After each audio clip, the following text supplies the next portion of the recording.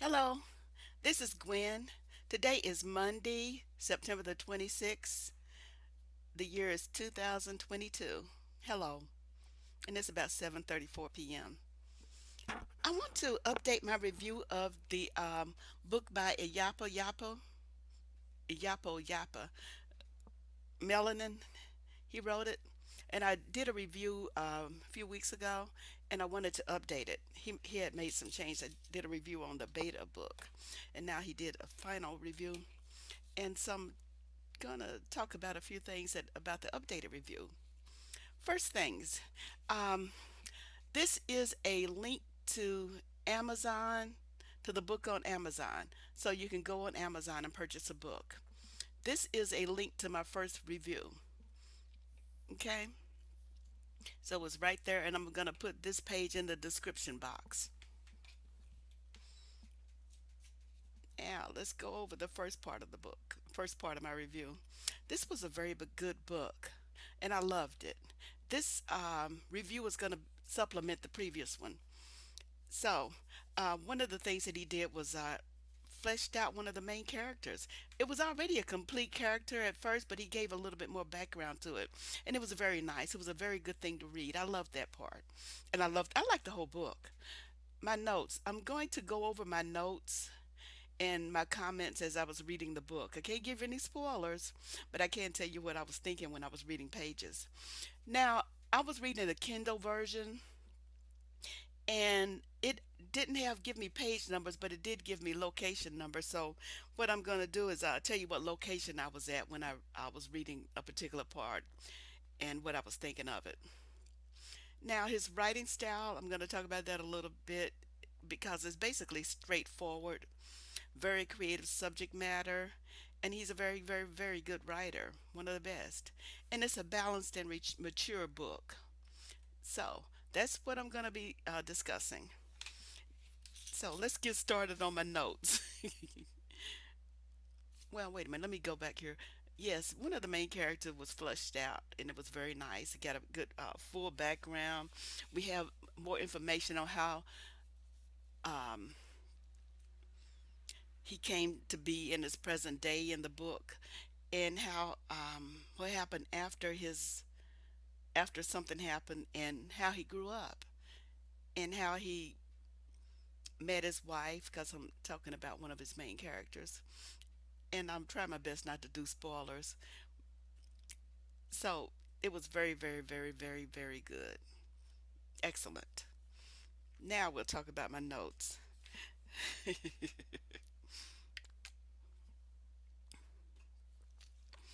I'm drinking tea. Excuse me. I think it's a throat coat tea, mint and ginger in this tea mix. And because my voice has trouble when I keep trying to use it a lot, and it'll fade out on me. And believe it or not, I used to work telephones, and I had to always keep my throat uh, lubricated. First day I worked on the phones, I lost my whole voice the second day, and I couldn't even get on the phone the second day. So I had to learn.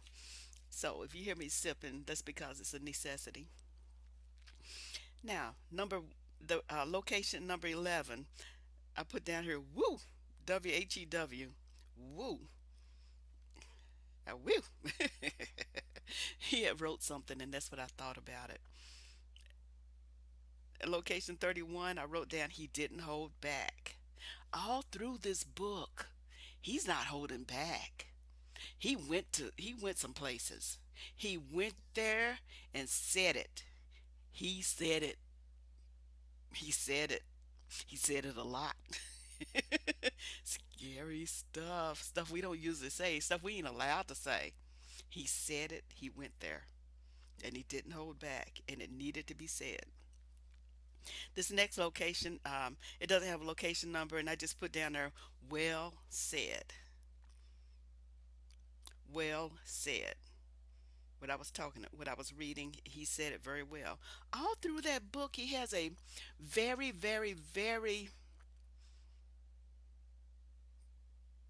a very good turn of phrase. And I'm trying to think of the word. It's clear, A very clear, creative turn of phrase that he put things where you know exactly what it means, and he puts it down in a very, very, very creative way.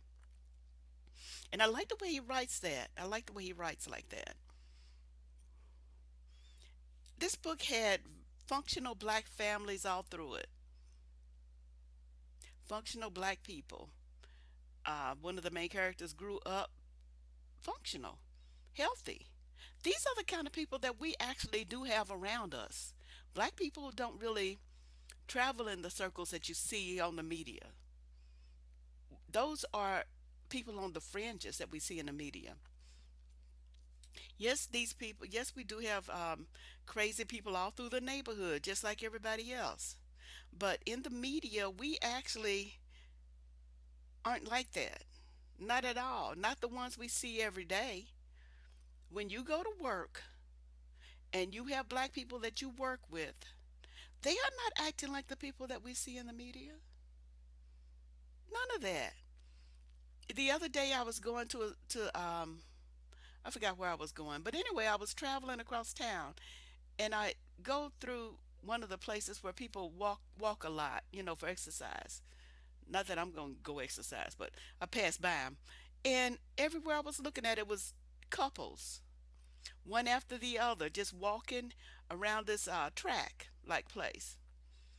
One after the other as I was passing by, black couples walking side by side, just chatting. Some were older, some were younger, and various stages of getting their health together.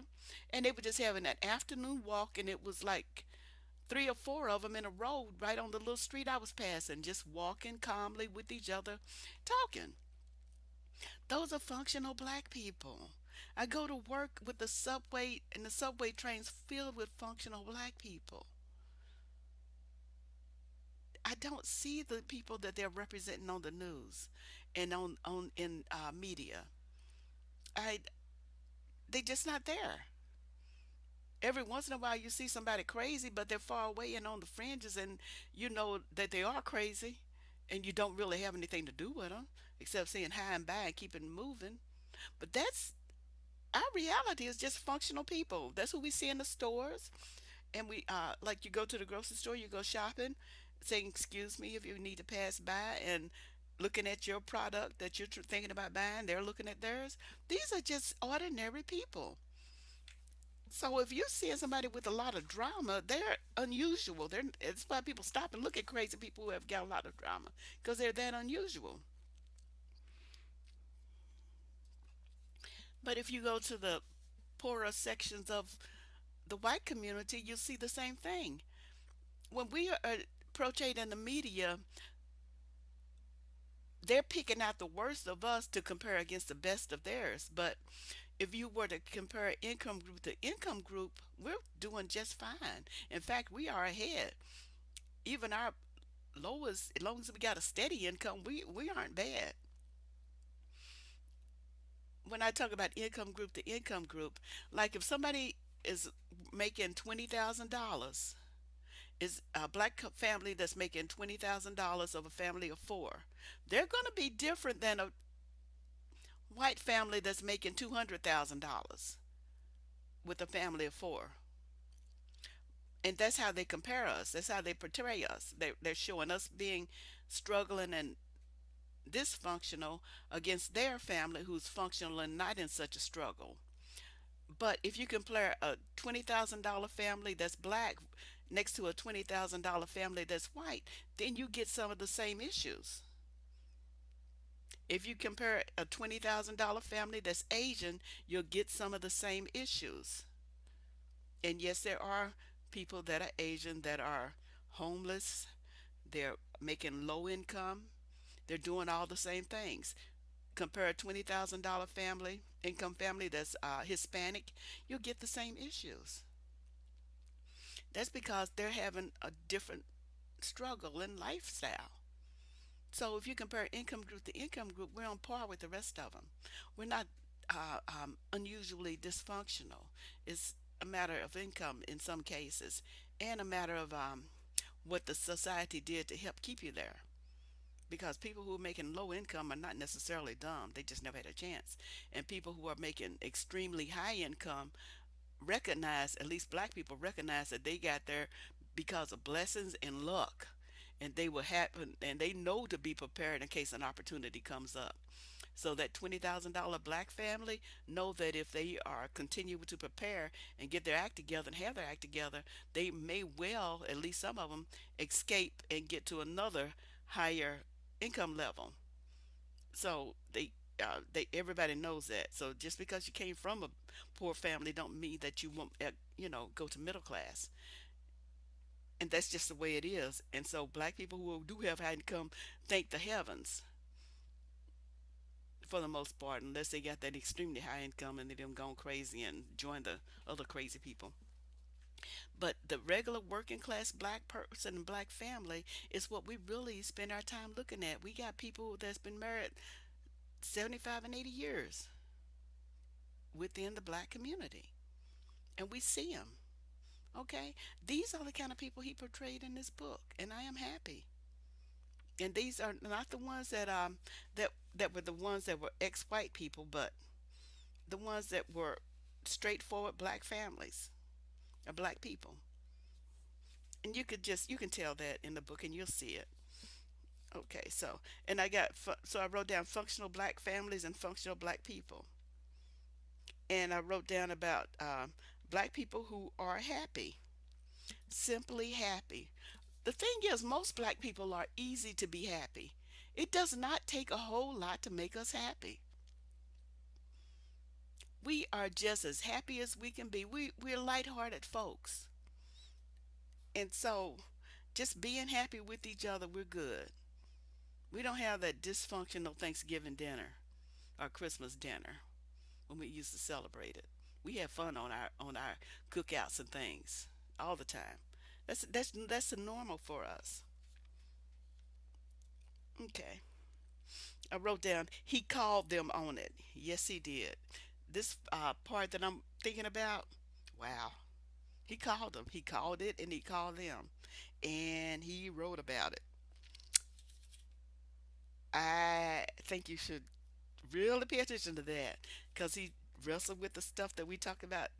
Pro black people talk about this stuff all the time, and he called them on it. And he put it in his book and worked it into a story, and it kicked ass. Oh, yes. I wrote down here text to speech in a Kindle. I'm going to my Kindle page. This is me opening up my Kindle library. That's my library. If I were to click this button, it'll go back to library.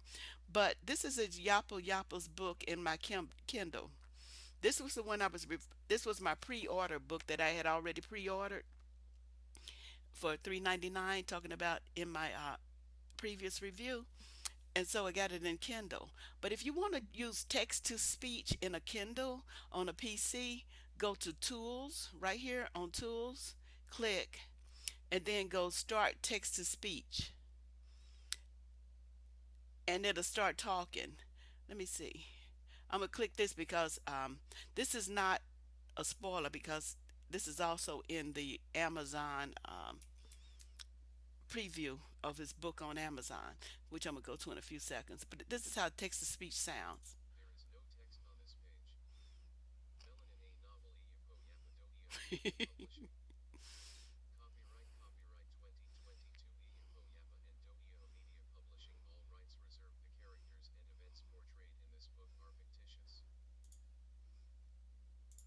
Okay, so that's basically how it sounds. There's no text to read on this because this is an image, and that's what it said. That's what it was referring to. And then it went there. I love the way he pronounced it, the word. But the voice is steady trying to do it. Okay, so that's the text to speech function in Kindle. But you can't work with other parts of your computer when this is on. So as soon as you click out of this, if you have it on text to speech, as soon as you click out of this and click on anything else in your computer, the text to speech will stop. So you can't work on your computer on anything else while that's going. You can't even minimize it. But if you're working in your room doing something else, like mopping or something like this, or even got it on Bluetooth and listening to the speaker while you got your computer going and you're somewhere else in the house, you can listen to that and understand the story. I don't mind text to speech. I don't even mind that guy's voice reading like that. I prefer the kind where they have a good audio book reading, but the text to speech voice like that doesn't bother me. It don't bother me at all. It's not my preferred, but I can still manage to listen to it. So that's how you do text to speech. I don't know how to do text to speech on the tablet or the telephone or anything like that, or the smartphones. I haven't figured out how to do that, but I did figure out how to do it on Kindle. Just in case you want to hook it up to Bluetooth and go off doing something else while you're listening, then it's okay to do it like that. I wrote down, I love the scientific background. When he's writing, he makes his science, the stuff that in there, even though he's being creative, most of it, a lot of it is not real true science. It's his creativity. But Fukushima is absolutely real. And all you got to do is do your own research on that, and you can see that that's not a lie. But the fiction, the science fiction, because this is a science fiction book, and he's got some creative science fiction in there, and it's fascinating to look at. And I love the way he's got that scientific background in there.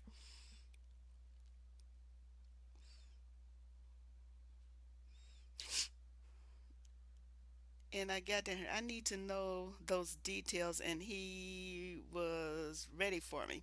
Yeah, when I read a book, I need to have the scientific details in the background. I need that background material, and he provided it. So I was happy with that. I need that scientific background material. He delivered. He delivered it. Okay. I'm at location 404 now. And I wrote down no white privilege. And I wrote down next one, he is handling this topic very well. And then I got right here. Finally, thank you.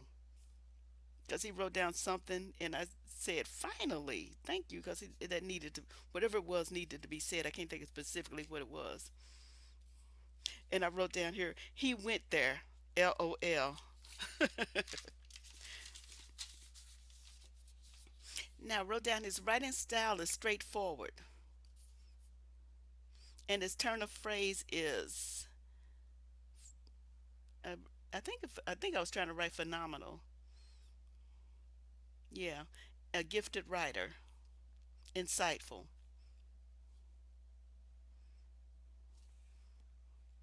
These to the something. Okay, I can't read what I wrote. Due to the clean something of what is meant. Hmm. Oh, due to the clean understanding of what is meant. I don't know what I was talking about specifically, but it did talk about what is meant, and I was talking about a clean turn of phrase. Wonderfully well written. I wrote down, he said it. 847. Wow. Just wow. Oh, wow. 85% through. It had to be a lot of truths there. These truths had to be discussed. And then I wrote down a must read. This will change your perception of things, I wrote. Yeah, if you read this like you should, it's going to make you question a few things. And it'll change your perception if you really think about what he's writing. That's why I call it fiction nonfiction or science fiction nonfiction. Science fiction is just the instrument, but the nonfiction are the dynamics of the people in it. Oh, and I wrote down here, be sure to read the footnotes. I'm gonna see if I can find a page with a footnote on it without going too far into the book. Let me see how far it goes into Kindle and Melanin. And then I'm gonna try to find a page if I can. If it's in here and I can see a footnote, I'll go to that page. But if it's not in there, I won't go to that page. This is the Kindle sample version right off of Amazon.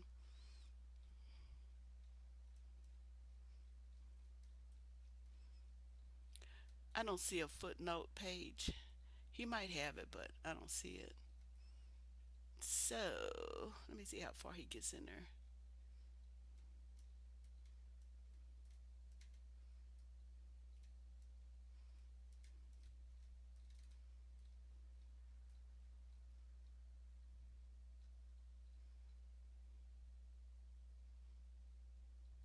He's on chapter, it got to chapter 7. I mean, chapter 1 on page.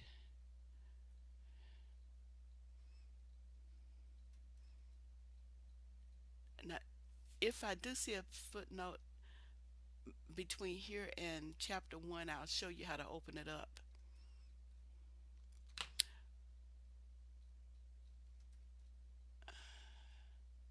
Okay, it stopped at chapter 3. Okay.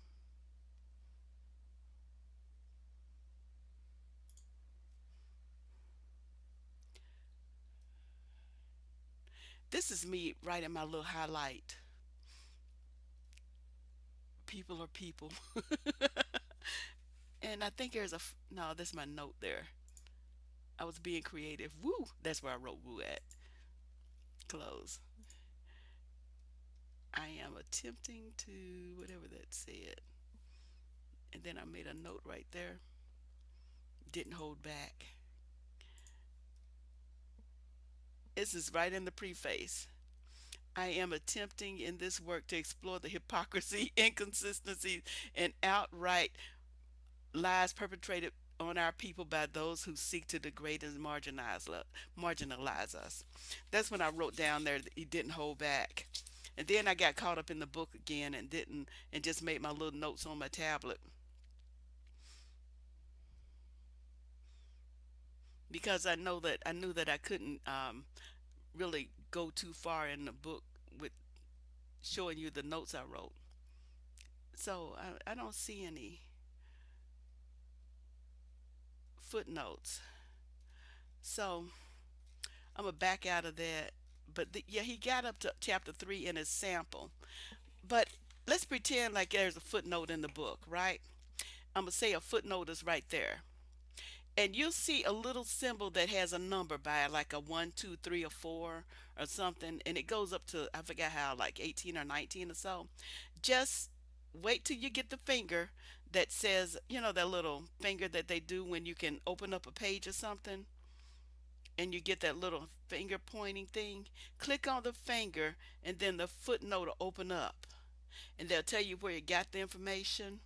And he might have a note or something there. But yeah, pay attention to the footnotes. And then what you do is click out of it. And you'll have an X to click out of the footnote. That's all I wanted to say was about pay attention to the footnotes. Okay, there. So that's part of it. I think I'll send him this copy of it to get his okay before I publish this online. And if he lets me publish it, then I'll publish it. But if not, I'll redo, maybe not. But I hope he lets me publish it as is, cause I won't do it without his permission. Okay, so let's see.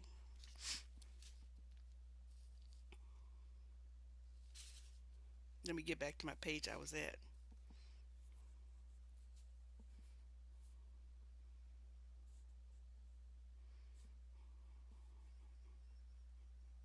Yeah, 90%. Be sure to read the footnotes. 93%. This is so good. Wow. So cool.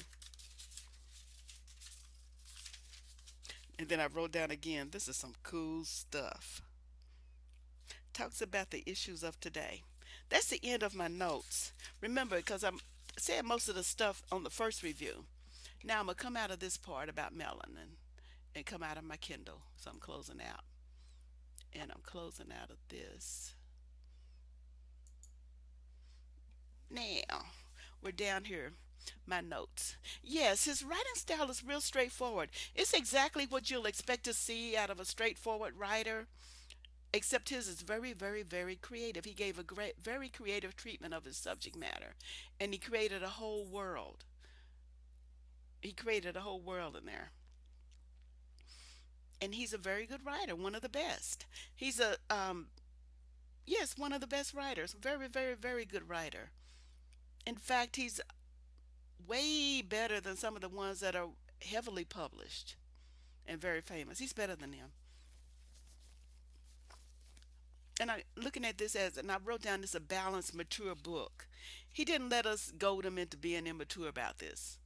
He did. He handled it like a mature adult, way more mature than I am.